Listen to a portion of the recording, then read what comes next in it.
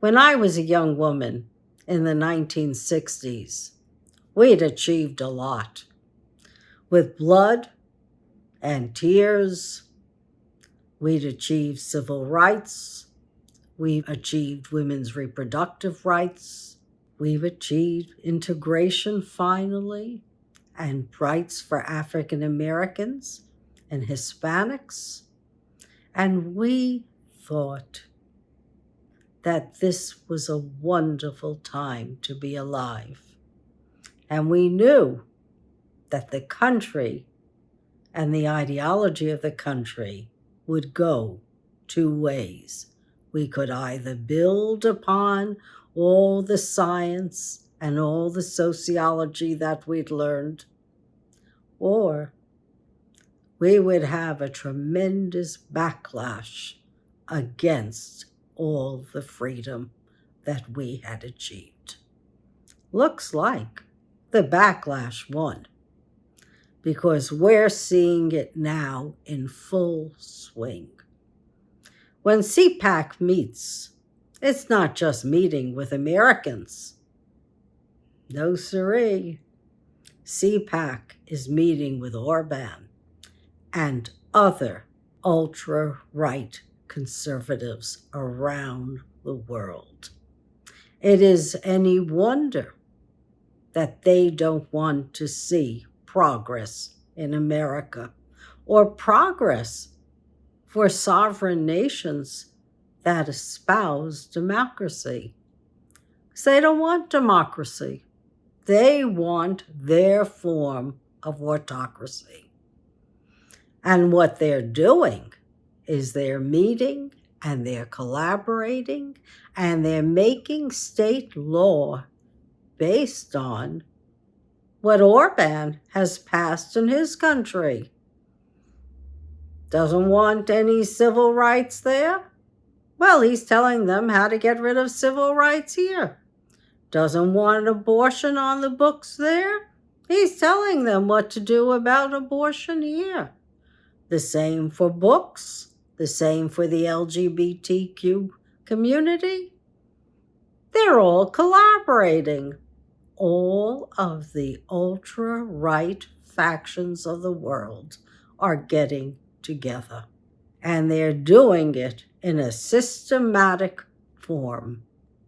Started in 1970s with Lewis Powell, when he said, we're not paying that much attention to big business. Business needs to be given more credibility, more say in democracy.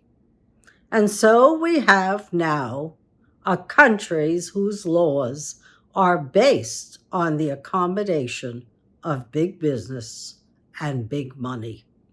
That, coupled with a Republican Party that is totally repressive and authoritarian.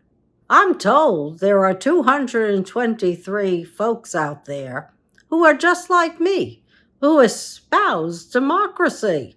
But what's wrong with us? We don't get together. We don't share ideas. We don't say how to perpetuate our democracy. And yet, if you love your freedom, and you love freedom of speech, and freedom to do what you will with your body, and you don't want to see authoritarianism increase, we've got to get together.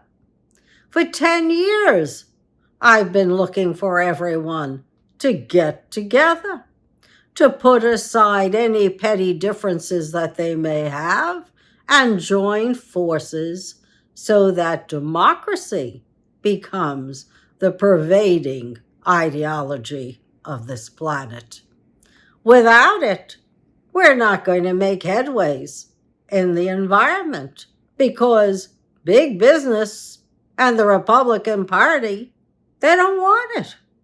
They just as soon keep giving us petrochemicals and fossil fuels, even though we know it's destroying our lives, that so many people are suffering from cancer, or endocrine problems or heart disease. And why?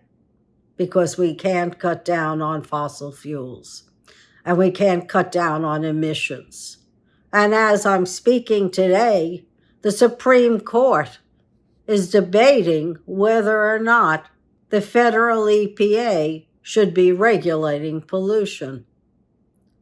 Of course it should. You can't leave it up to the corporations. You leave everything up to the corporations. What do you got? You got a hollowed out corporation where you got the workers at the bottom, no middle management, and the upper layers of that corporation making billions. They don't want to change. Look what's happening in the banking industry.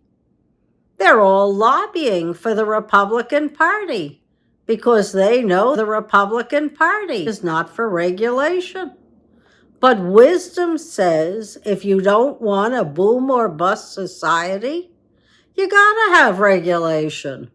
Alan Greenspan and Milton Friedman, who the Republican Party loved, they all recanted and said, you gotta have 25% capitalization of the banks so there's no risk. But who do we have running banks? Risk lovers.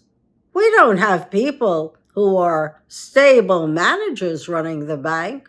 No, we got risk takers. And they love the boom and bust society because they don't have any skin in the game. We don't have clawbacks to all their major assets on our books, and we should. Because with only a few stocks leading the Standard & Poor and the Dow, and only a few funds holding over $13 trillion in wealth, that market could go up or down at any time. We need regulation. We need control. And we need control over our voting rights. There should be another stab at the federal voting rights bill, because I'm afraid that the same Republicans who are stymieing giving aid to Israel and the Ukraine and to Taiwan, God forbid they'll be reelected again. And if they are, well, they like the axis of evil better than they like our NATO partners. That'll be a disaster for most of us because we'll wind up on the enemies list. I don't look forward to that. Look what Putin did to Navalny. He doesn't care when he destroys people's lives, when he murders people. Makes no difference to him. He's out to win. And I don't want a Republican Party that thinks that the only thing that motivates them is winning. What does it mean? It means winning at my expense. But I'd like to take a lesson from them. When they say they're into authoritarianism and they go to Hungary and Russia and North Korea and they learn from all these dictators, they bring it back home. They inscribe it in their legislation. I don't want that to happen.